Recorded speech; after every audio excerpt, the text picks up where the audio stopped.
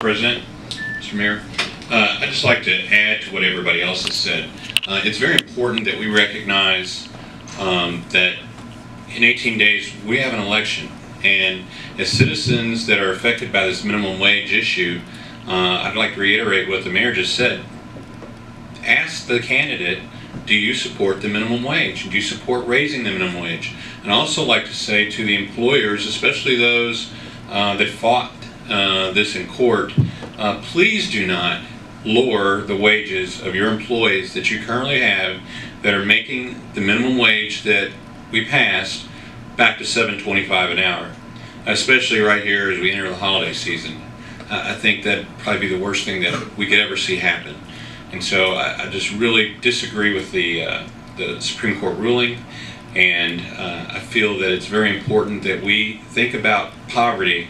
It doesn't have a Democrat label to it or a Republican label to it. It has a poverty label to it.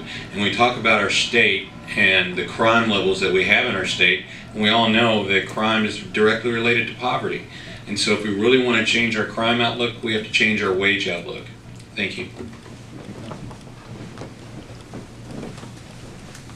Councilwoman Barbara Shanklin. Mr. President, thank you, Mayor.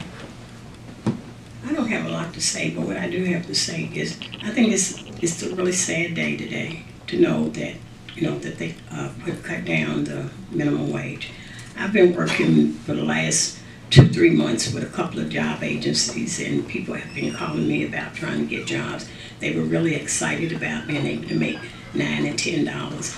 And it's just really sad for me because there are so many people in my district that don't have jobs, and it's hard to get jobs because of the situations that we have. A lot of them don't have GEDs, and that puts a damper on getting jobs. And then the opportunity to make at least $9 or $10, and then they cut that down. It's just really sad for me, and I know it will be sad for a lot of people in my district. Thank you.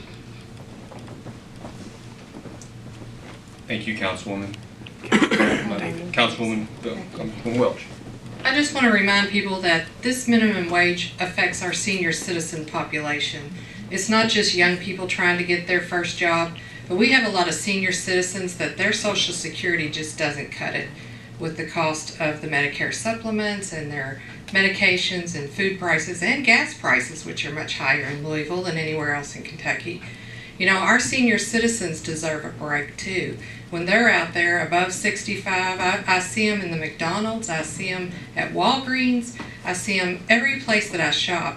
A lot of senior citizens back in the workforce just trying to make ends meet to eat, to put food on the table.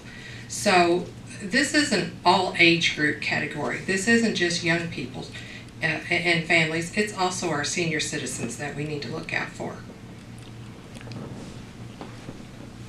Councilwoman Green.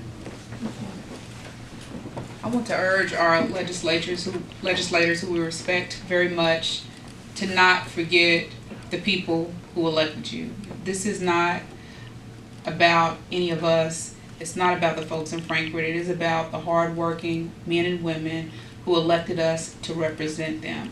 And as such, we should represent them with zeal and with passion. I've got people in my district who are making decisions every single day about, do they put food on the table or do they buy their medication? I know friends and I know family members of my own who struggle every day to be able to just have the bare minimum in life. And meanwhile, while the minimum wage in this community has been struck down, crime is on the rise. We still have a need for affordable housing for people. We've got to make the main thing, and to not forget the people. This is not a partisan issue, and so we are calling on our friends in Frankfort to make this thing right for all Kentuckians. Thank you very much. Thank you, Councilwoman. Councilwoman Woolridge. Thank you, Mr. President. Thank you, Mr. Mayor and my colleagues. I agree with everything that's been said here today. This absolutely is a sad day. It's sad from the standpoint when people can't make a decent wage for a day's work.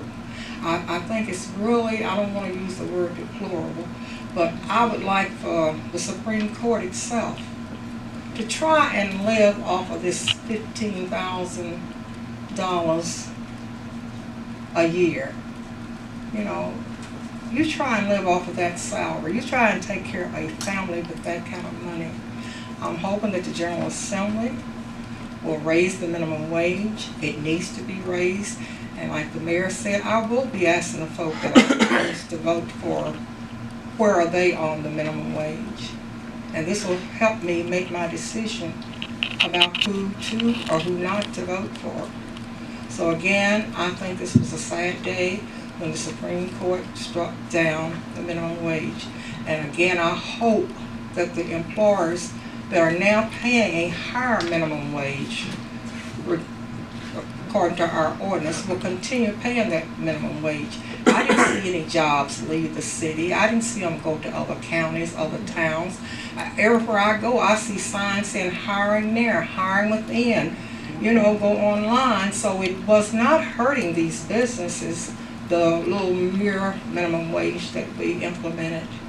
So we will be working with the General Assembly to make this happen in the next few months or so. Thank you.